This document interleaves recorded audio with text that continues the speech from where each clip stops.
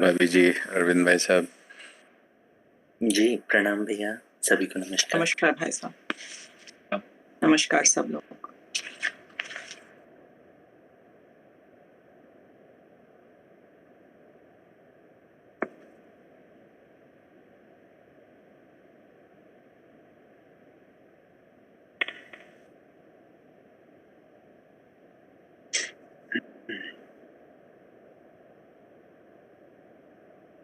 नमस्कार भाभी जी, नमस्कार अरविंद भाई साहब।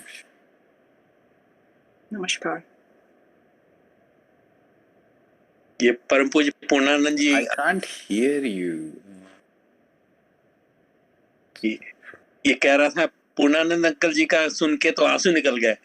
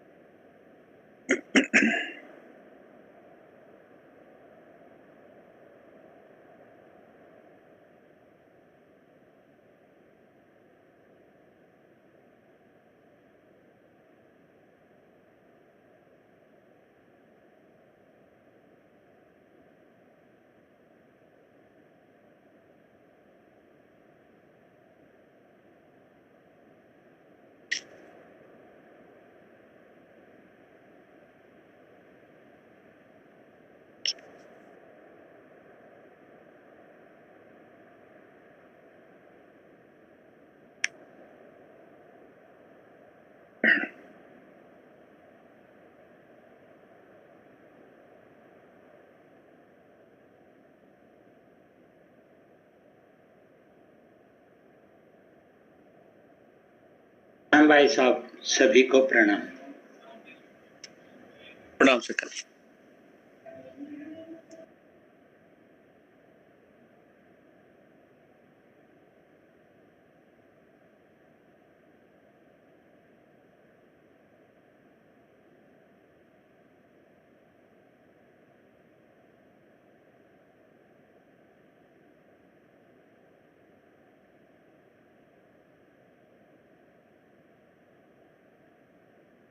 Somehow I can't hear anybody here. Can you hear भैया? Can you hear? Can you hear भैया? हेलो राज साहब, आपको सुनाई दे रही है आवाज? जी आपकी आ रही है जी। अब पूज्य भैया की आवाज भी आ रही है? जी आवाज आ रही है उनकी भी। आई थिंक वहाँ पे स्पीकर में कोई प्रॉब्लम हुई है या हमारी आवाज ही कम है। Okay, I got it. It works finally.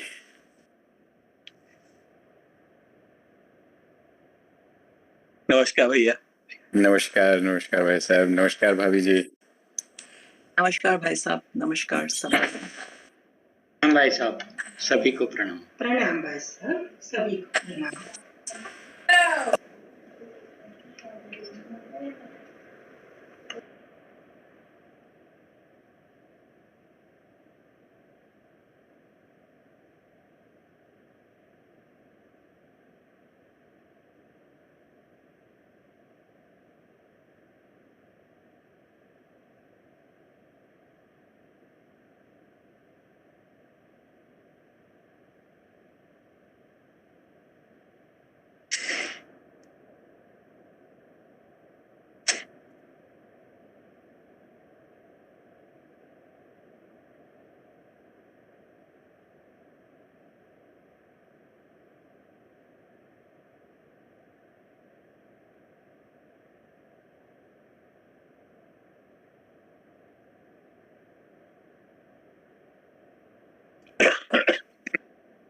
Okay, I think it's working now.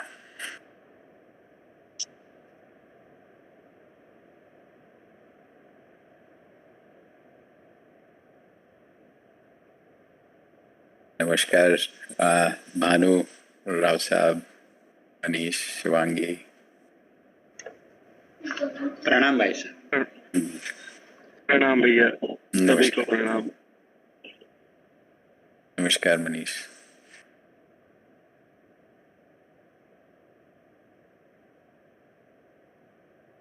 या अरविंद भाई साहब, भाभी जी आप कुछ कह रहे थे? ये पूज्य भैया ये कह रहा कि वो भानु ने तो आज वो पूज्य पूर्णानंद अंकल जी का सुना के वो आंसू निकलवा ही दिया।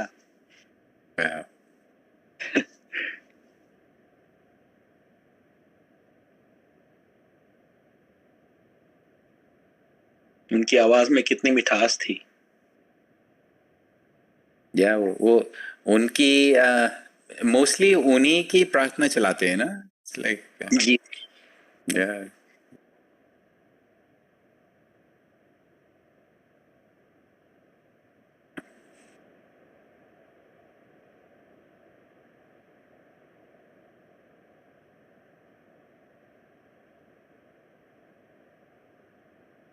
So, Bhanu, you were playing Bhajan, so maybe one more? जी भैया, ठीक है।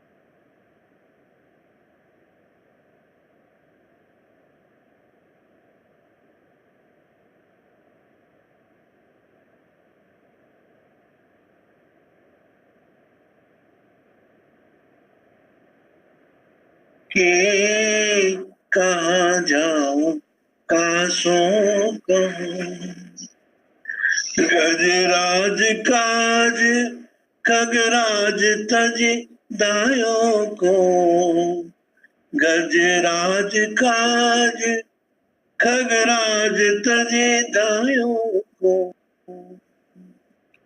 मोस दोष कास पोसे, मोस दोष कास पोसे, तो से माय जायो को, मोस दोष कास पोसे, तो से माय जायो को, कहाँ जाऊं कासों कहूं, कौन सुने दीन के त्रिभुवन तुम्ही गति, सब अंगहीन की कहाँ जाऊं कासों कहूं, मोस कूर कायर कपूत घोड़ी आदि के, मोस कूर कायर कपूत घोड़ी आदि के, कियो बहुमानते, कियो बहुमानते, करैया गीत शाद के, कियो बहुमानते, करैया गीत शाद के, कहाँ जाऊं कासों कहूं, कौन सुने दीन के त्रिभुवन तुम्ही गति, सब अंगहीन की कहाँ जाऊं कासों कहूं, तुलसी की तेरे बनाए बलि बनेगी, तुलसी की तेरे बनाए बलि बनेगी, प्रभु की विलंब दाता की विलंब, गुरु की विलंब, दोष दुख जनेगी, प्रभु की विलंब दोष दुख जनेगी, कहाँ जाऊं कासों कहूं कौन सुने दीन की त्रिभुवन तू ही गति सब अंगहीन की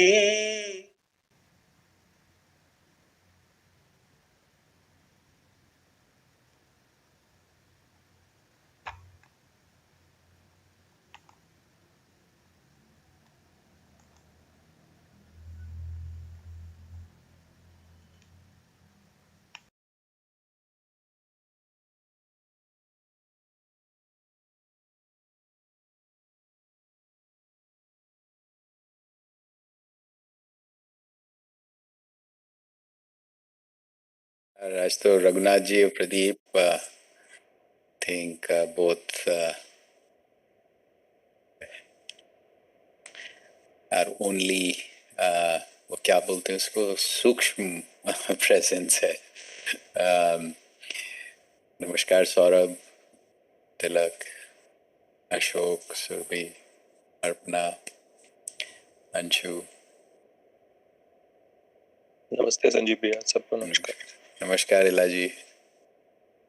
राम भैया. नमस्कार.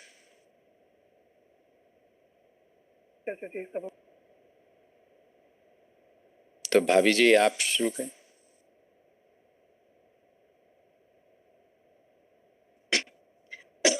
I'm sorry. जी भाई साहब, सबको नमस्कार. I'm sorry. Guru Maharaj Ji's Jayanti is coming up in the next few days. I will be reading today some excerpts based on the book Glimpses of My Master, written by Raje Bhai Sahab, Shri R.B. Mathur Ji. Guru Maharaj looked majestic as he combined dignity with sublime humility. He invited attention because of his towering personality. Everything seemed to be under his command. He excelled in teaching by personal example and embraced performing humble service to others or seva, accepting little for himself. He was deeply affectionate to all, yet kept himself completely aloof internally. So dedicated was he towards his Guru, Bade Guru Maharaj Sahib, that he could not conceive of doing anything without his consent. He gave credit for everything to his Guru and spent his entire lifetime fulfilling his commands and propagating his message to everyone, irrespective of caste, creed, and gender. He did not believe in the caste system. He also made special efforts to promote the participation of women in the Satsang. He did not permit himself to be called a guru, though indeed he was. Instead, treating himself as a sevak or a humble servant until his last breath. He never called the aspirants or sadhaks his own. He would always say that the satsang belonged to his Gurudev. Through intense sadhana, intensive study of the scriptures, and with the blessings of his Gurudev, he had acquired mastery over various topics of adhyatma. But his uniqueness lay in explaining and communicating the meaning and true sense of the scriptures very lucidly, using simple words and language that was easy to understand. His logic was perfect. His explanations left nothing to be added. No room was left for arguments, and one had no choice but to accept and acknowledge his superior knowledge and wisdom. In his audience sat learned professors from distinguished universities and also those who were illiterate, all listening to him with rapt attention. He communicated his message clearly to all, touching everyone's heart and mind, from the very learned to those who were not highly educated. It was not his habit to speak for the sake of speaking, preferring silence unless someone requested further clarification. When he spoke, it was to remove lurking doubts in the minds of his audience. This was a special quality of his, that he could sense what was bothering others. Everyone returned with their questions answered. Their worrisome thoughts melted away, while wondering how he came to know what was troubling them. He would sometimes narrate anecdotes, the purpose of which was to solve problems in a subtle manner. He disliked formal lectures, preferring instead a more informal question and answer type of format. When he did have to deliver lectures, like to the Theosophical Society or at the Allahabad University, he would prepare his talks with diligence, choosing his points carefully. He was very articulate in his writing and made sure that his talk stayed relevant and fluent. When congregations became large, he preferred a discussion style of meeting or a goshti with questions and answers rather than a one-sided lecture. He had a very inquisitive mind. He had a masterly power of assimilation and synthesis. He observed things critically, analyzed every detail, and then would deliver a perfectly logical essay that summarized the relevant points. His manner was simple, yet he exuded a sense of majesty. There was a comforting radiance in his presence. He remained at ease, whatever the surroundings, and made others feel at ease as well. Once, while visiting Jaipur, he was staying with Pandit Gangadharji, a local acharya. A senior dignitary of the court of Jaipur wanted to visit. The acharya got quickly upset at the lack of proper furniture at his home and frantically started to arrange for carpets and sofas. Guru Maharaj sensed the commotion and asked, "Whose house is this?" "Yours, Gurudev," the acharya replied respectfully. "Well then," he said, "it is my responsibility to attend to my guests. Nothing needs to be brought from outside. Please put one chair here for the visitor. I do not need anything else," he said. The visit was accomplished peacefully. That is how he got things done. No showmanship, no display of vanity. Whatever resources were already available were always enough. He preferred to teach by personal example, taking great care to put any newcomer at ease. He believed that anyone who had come to him was there at the direction of his Guru, Bade Guru Maharaj Sahib. And since the newcomer had already achieved divine inspiration, all that was needed was the uncovering of inner veils. This was accomplished by some suggestions, and mostly through Tawajjuh Gaibana, or transmission of spiritual energy in a subtle way. This was how he would elevate a new follower. Our Guru Maharaj propounded a new, novel, yet simple and efficacious system of sadhana and bestowed it upon humanity. His teachings can be summarized in the following 10 key points. God is the supreme power, who has no name or form. To be in communion with God does not require one to renounce one's family or the world. One can achieve this while performing social and family obligations. In order to experience union with God, one should first get in touch with an enlightened person who can lead the way and provide the guidance necessary to achieve this goal. It is of prime importance to imbibe and instill internal happiness in our lives if one wants to progress spiritually. True knowledge is peace and internal bliss, and it lies within us. It cannot be found in the outside world. One should devote most of one's time working to earn a livelihood and fulfilling family obligations, but some time has to be devoted to one's spiritual advancement. During this time that one has set aside, it is important to focus only on our spiritual goals, making sure to forget about all our worldly affairs. One needs to earn one's livelihood through honest and hard work. It is very important to keep one's mind engaged at all times. If one does not obtain knowledge from one guru, one can seek it elsewhere. But once one finds a fully enlightened guru, one does not need to go elsewhere.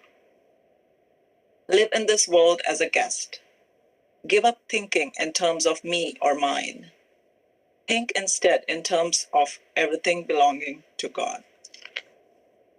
Namaskar.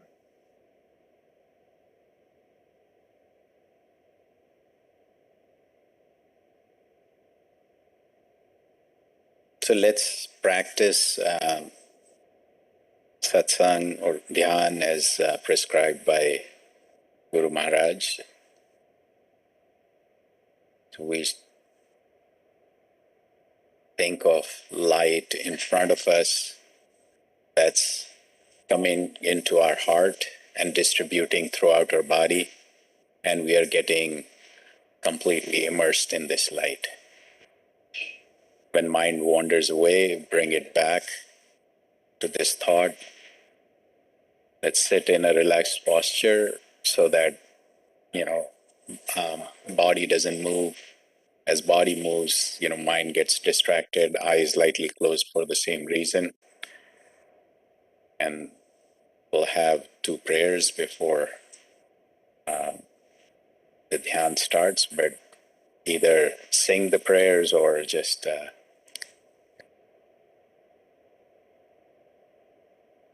keep doing the meditation as prescribed. The light is coming into our heart, distributing throughout our body, and we're getting completely immersed in this light. Let's start now.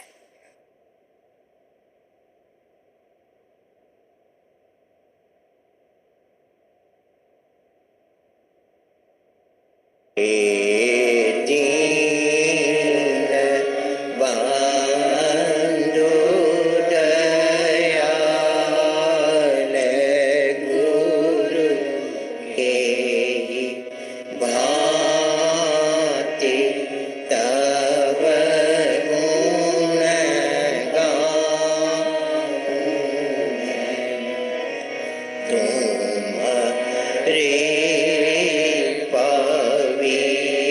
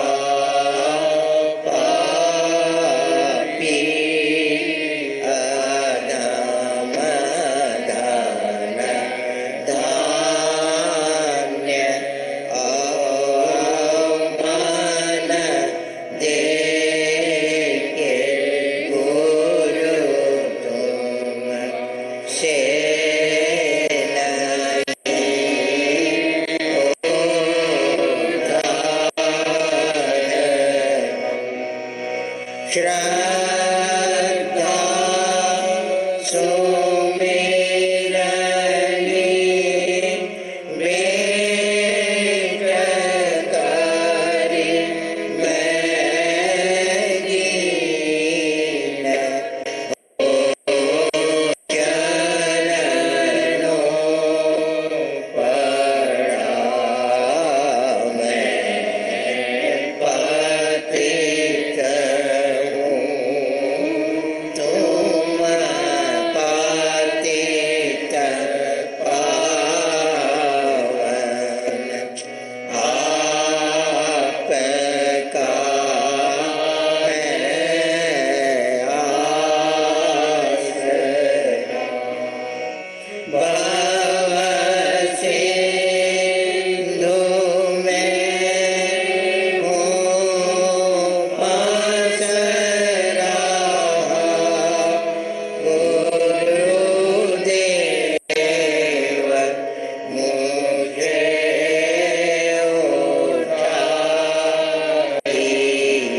उठाइएगा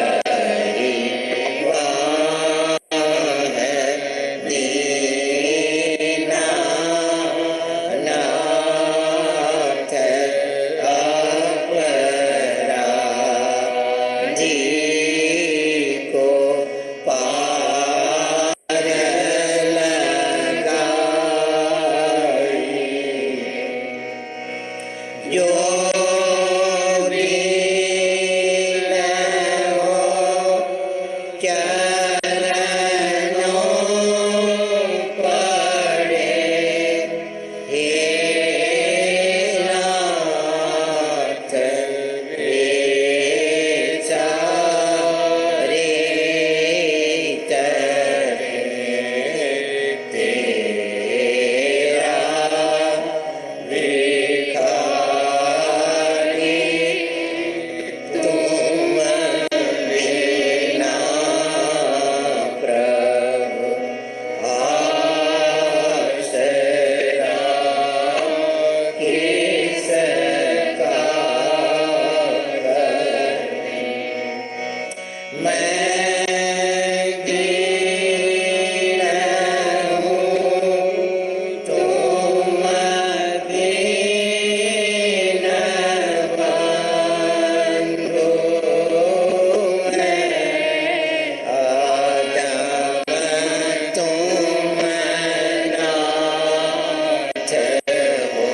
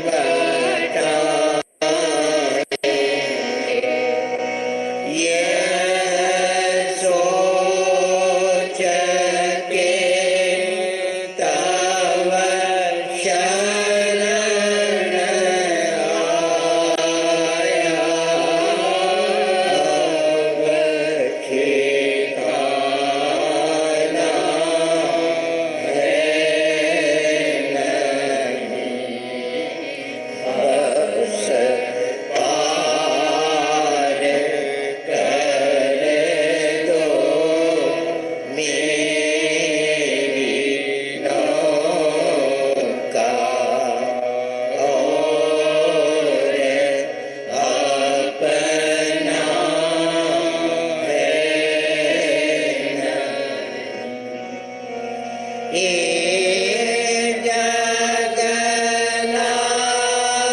जगन्नायक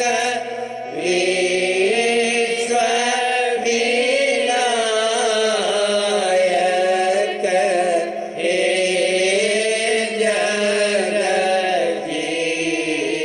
Jagjivan hey jug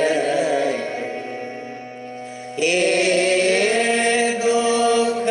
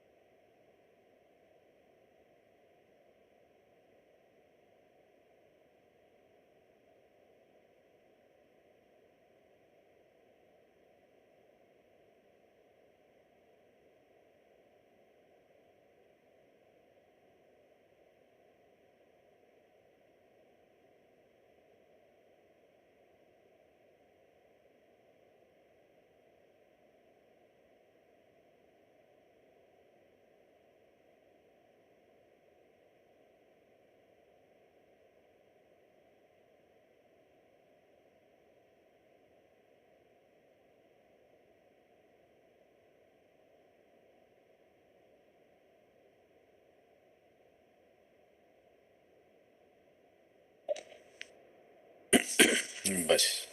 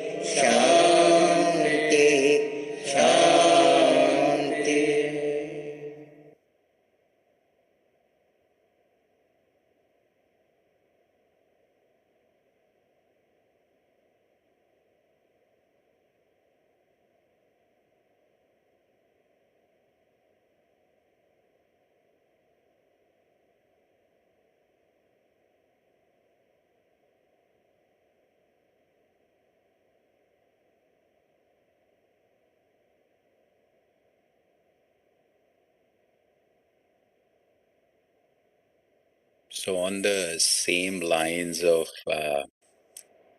glimpses of my master, जो राजेताऊ जी ने लिखा है, वो आध्यात्मिक विषय मीमांसा, almost like FAQ for anybody who's interested in meditation. Guru Maharaj writes about his meeting with a preacher. So he says somebody who was a preacher at some other religious society visited Mathura, and he decided to come and visit Guru Maharaj. So the first thing he asks is like, so what do you believe in? And Guru Maharaj answers that finding the ocean which is filled with eternal peace and happiness is what I believe in. And, that is probably the most,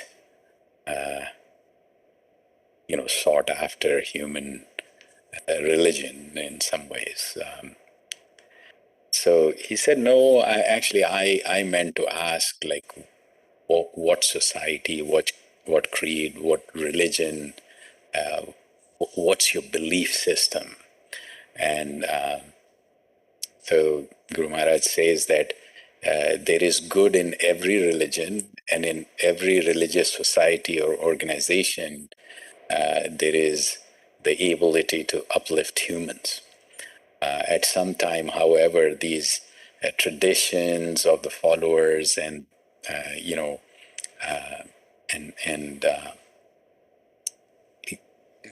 various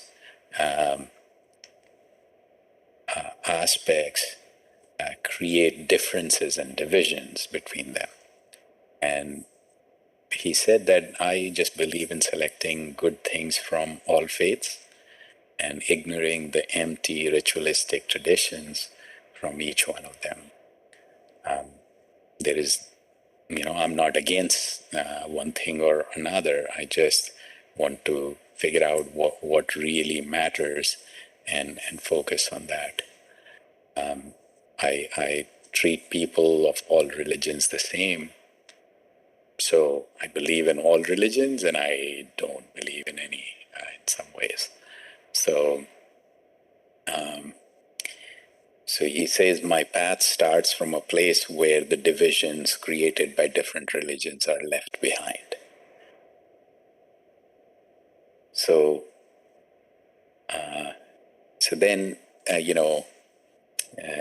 person asks, like, so if I have to follow this practice that you propagate, what do I have to do?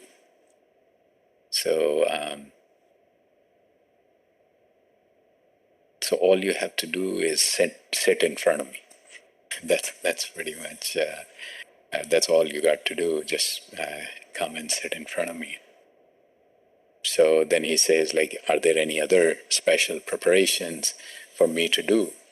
And so he says, yeah, you have to separate yourself from your pride and prestige and bring yourself with a mental makeup of a student. Forget what you have learned before and try to follow some instructions. And, essentially people who consider themselves knowledgeable, the ones who hold various positions, are the ones who get a tough time learning something new.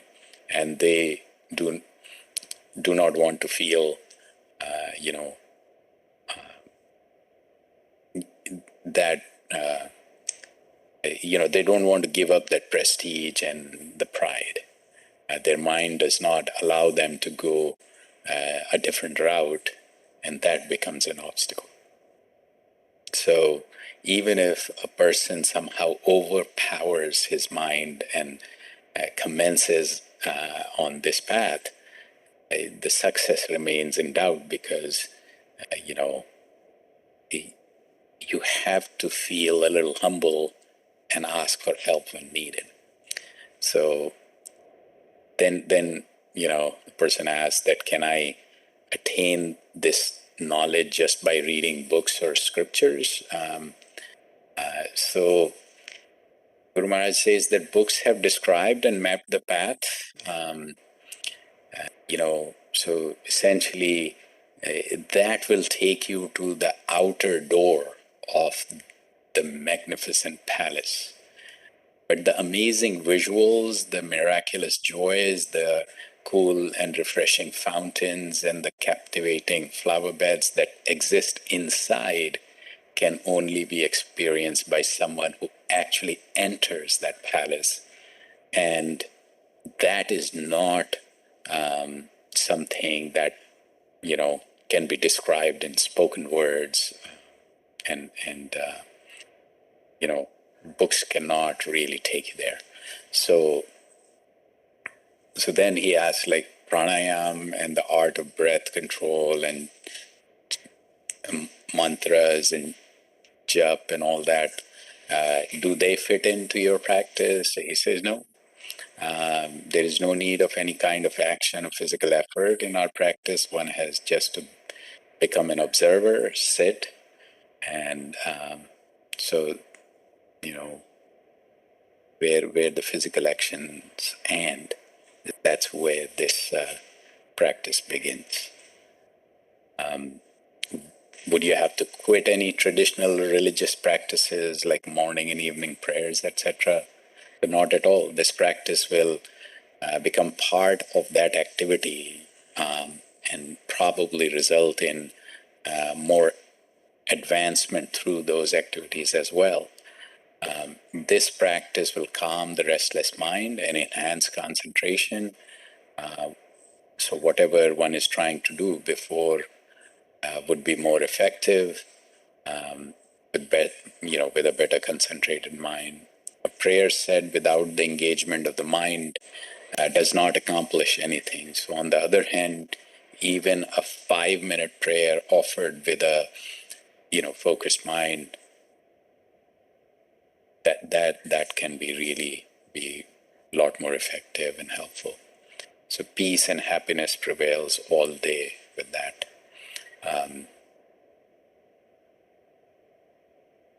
And so he just goes through these questions and answers, and pretty much summarizes everything that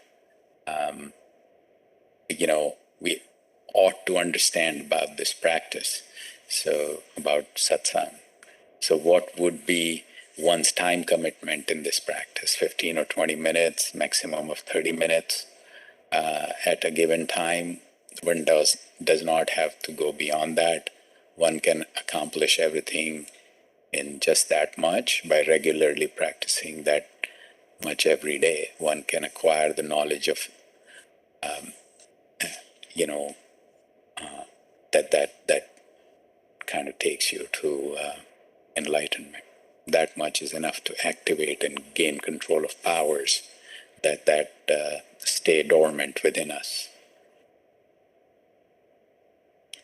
So then the person asked that someday, some people, do say that meditation on Agya Chakra, which is basically between the eyebrows, some recommend meditating on heart. So between Agya Chakra and your heart, which one is better? So Guru Maharaj says that since ancient times, these two separate paths have existed. One is a path of yoga, and the other one is for upasana. So the group of people who follow, follow the path in a way that they think the target is distant, and one has to progress through numerous stages and countless obstacles and reach there. So that's the path of Agya Chakra. The second group is one who believes that what we seek is close to us and is present right within our hearts. So instead of relying on actions, they turn attention inwards and with uninterrupted concentration try to search within. And so that's what we follow. Upasana path followers consider meditating on the heart is better, and there are others who feel that Agya Chakra concentrating on Agya Chakra is better. Both are correct. Our scriptures also tell us that the supreme power is farther from the farthest and nearer from the nearest. So the followers of yoga path that focuses on Agya Chakra, you know, so basically they start from Mooladhara and go all the way up to Agya Chakra and all that. So out of these two paths, none is superior or inferior. The only difference is that one is relatively easy and the other one is a little longer and more difficult.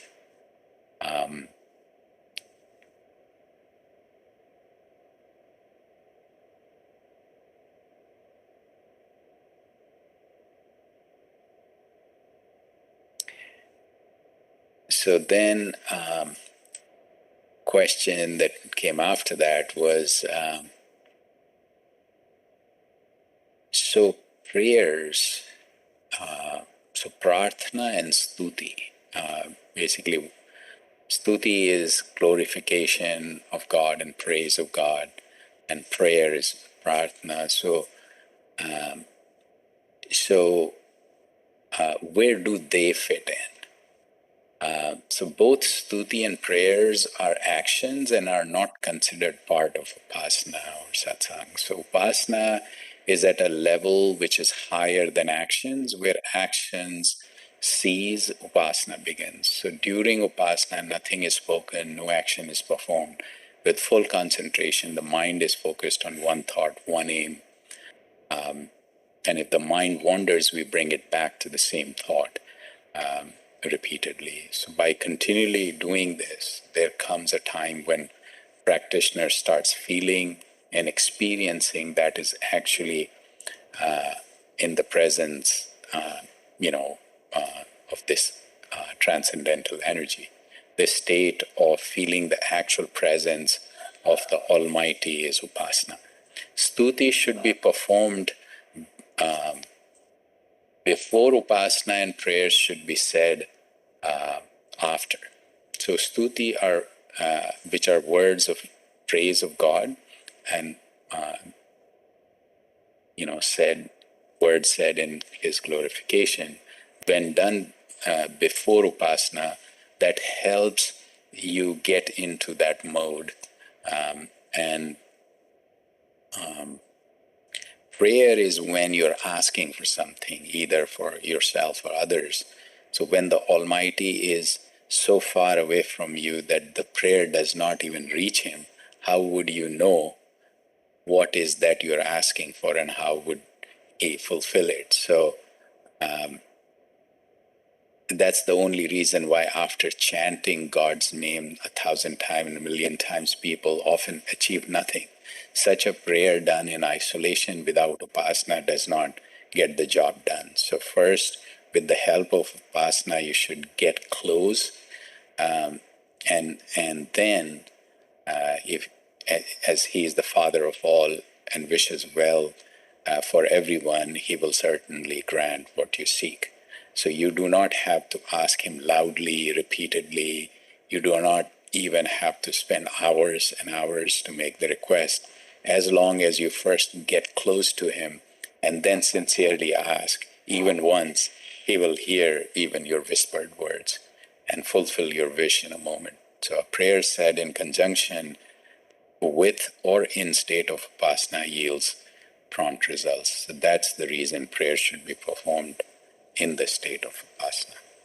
So that's it goes on and on, but that's enough for today. Let's offer this naivedya to Guru Maharaj, that we not only understand what we are following, but probably start focusing on helping others to achieve the same as well. So that prayer, let's naivedya to.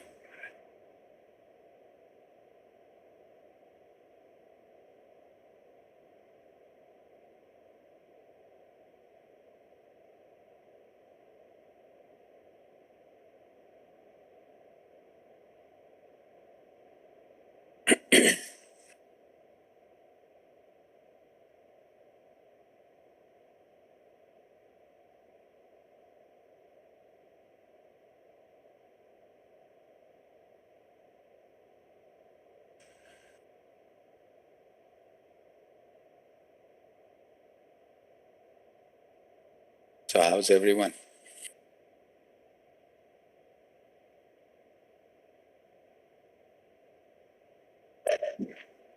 All the blessings, Bhaiya. Namaskar. Namaskar.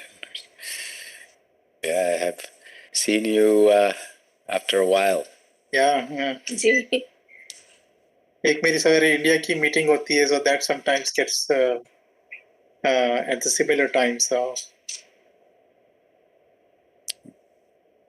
But yeah, you should call me. I think kind of thinking of getting this whole English sessions and work in English into high gear now. So absolutely, yeah. yeah, I want some slides consolidated.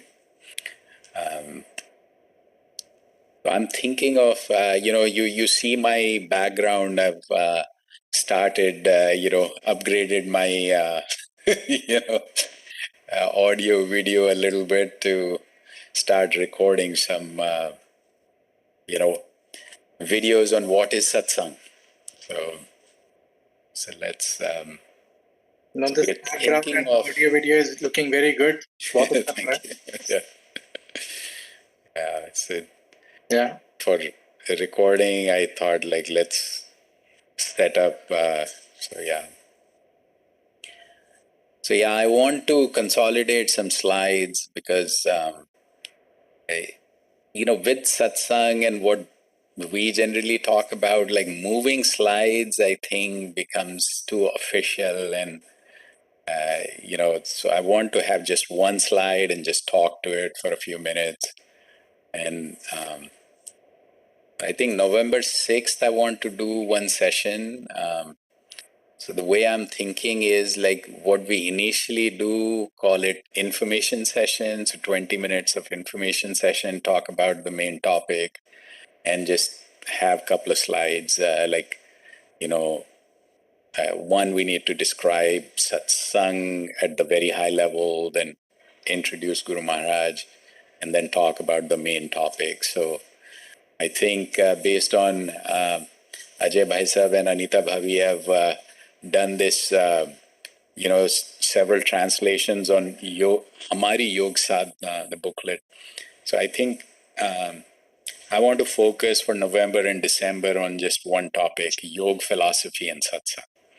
And have the first week of December, so we'll do 2 sessions on Saturday and one like this session on Sunday, all focused on yoga philosophy and satsang.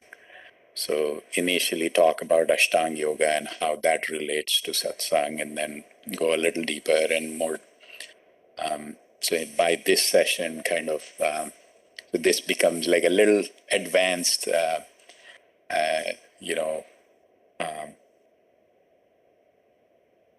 a little deeper discussion on the topics, deep dive. So so I think the December thing, I talked to a few people. We said like, let's call it a boot camp, right? So boot camp is like a deep dive into the subject. So, so the boot camp on yoga philosophy and satsang, right? So with 3 sessions. This is something that you are planning on the meetup on Tuesday sessions and Saturday? No. So this will be like a weekend, November 4th and 5th. Oh, sorry, December 4th and 5th. So a boot camp on yoga philosophy and satsang. Then November 6th, we will have, that's a Saturday around 1:30, a session like almost like a special session on yoga philosophy and satsang. So those sessions, I'm thinking of having 3 parts to it. So information session, practice session, and then interactive session. So information session is like when me and a couple of others will just talk through the topic, and practice session is like, so it'll how to meditate, prayers or music instead of that. And so that's the practice session. So about 40 minutes, 20 minutes of information session, 40 minutes of practice session, and then optional interactive session with Q&A. And I'm thinking of maybe having like some sessions, the interactive session will become like a panel discussion. So few people on the panel and discuss that topic and answer questions. And yeah, open it up through Meetup and others. So these sessions will be opened up to, more people.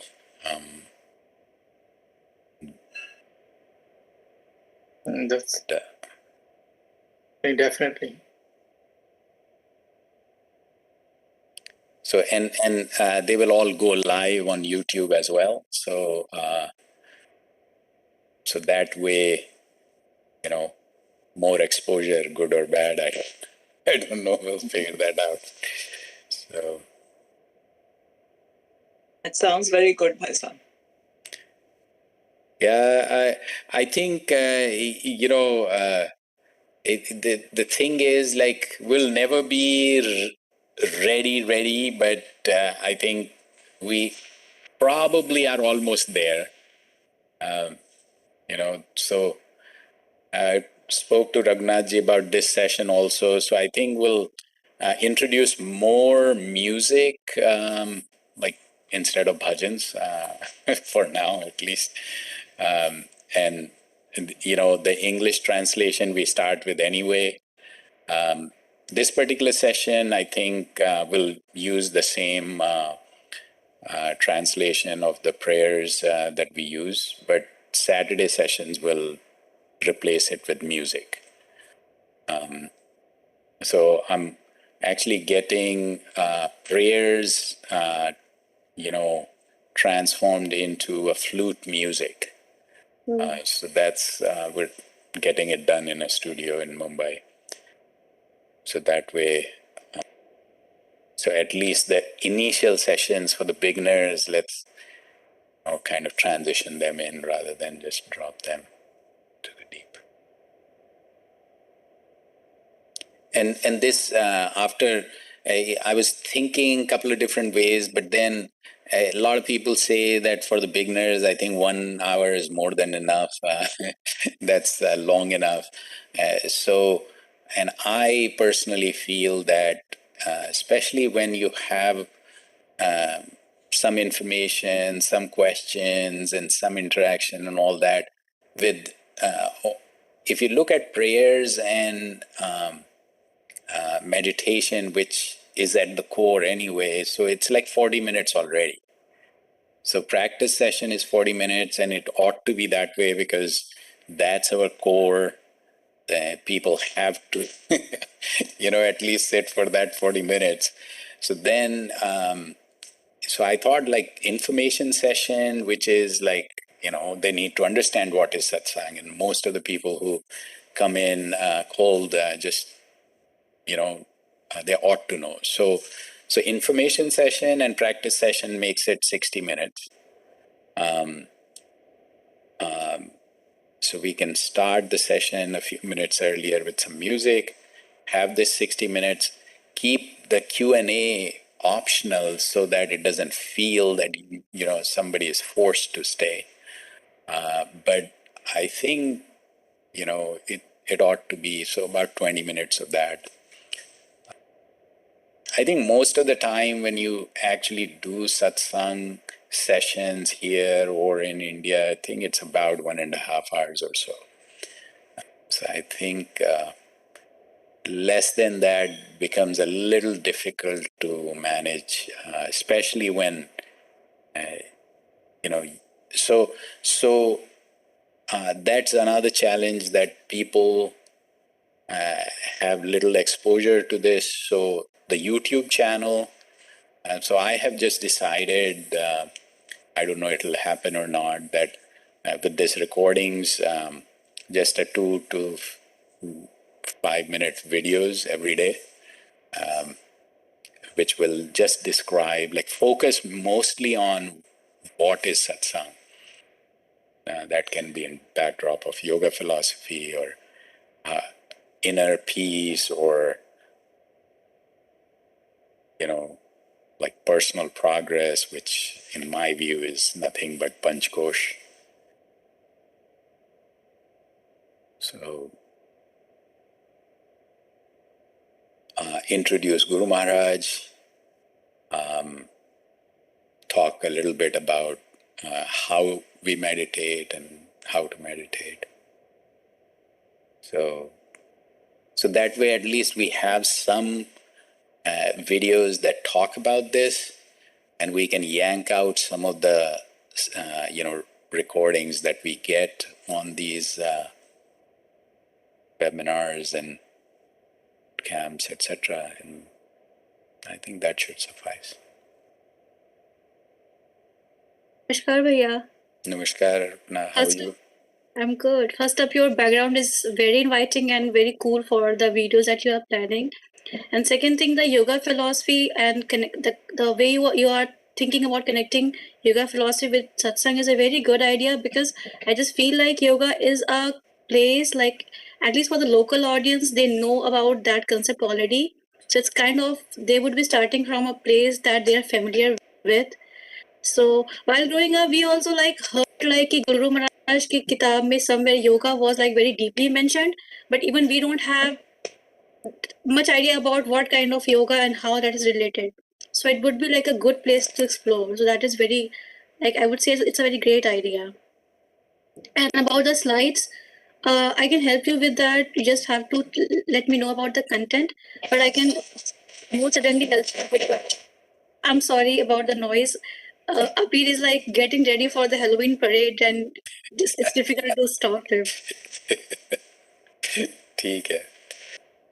Yeah, so Surbhi is also helping on some of the slides. We are using Prezi to create some of that. Initially, we created a set of slides. Now I feel like just it should be one topic, one slide, and just talk to it after that.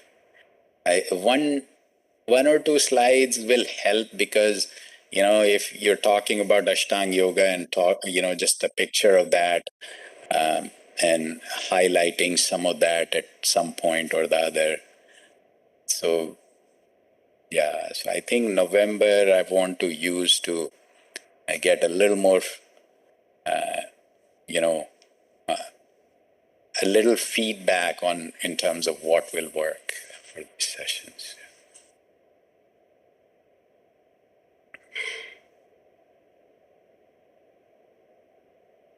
Okay, I'll connect with Survi ji and we'll work together. Yeah, thank you. Definitely.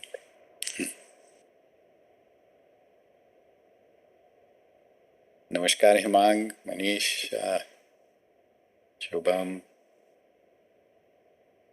Milaji. प्रणाम भैया. Namaskar, Tilak. प्रणाम भैया, सभी को प्रणाम. Namaskar, प्रणाम Manish. भैया जी, सभी को सतर.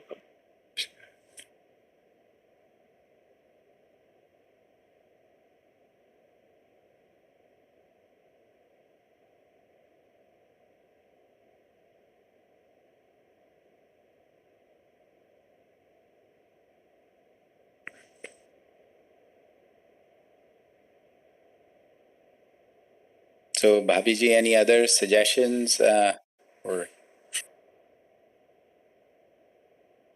नहीं भाई साहब, आपके आइडियाज बहुत अच्छे हैं. वो you can just let us know what we can do to help, अगर कुछ editing वगैरह कुछ जो हमने किया था पहले उसका.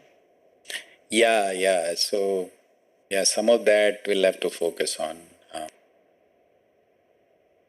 Benefits का भी, I think, depending on the main topic, I think थोड़ा सा उसको tweak करके, I think main slide can remain the same. We can just focus on one thing. Very good.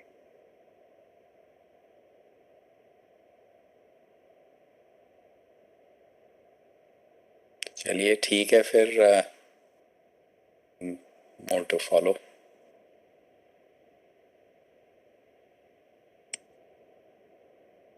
सबको नमस्ते जी भैया, सबको नमस्कार. नमस्कार सौरभ. नमस्कार भैया. नमस्कार सुरभि, अशोक, तिलक, हिमांग, भाभी जी. नमस्कार सबको, नमस्कार।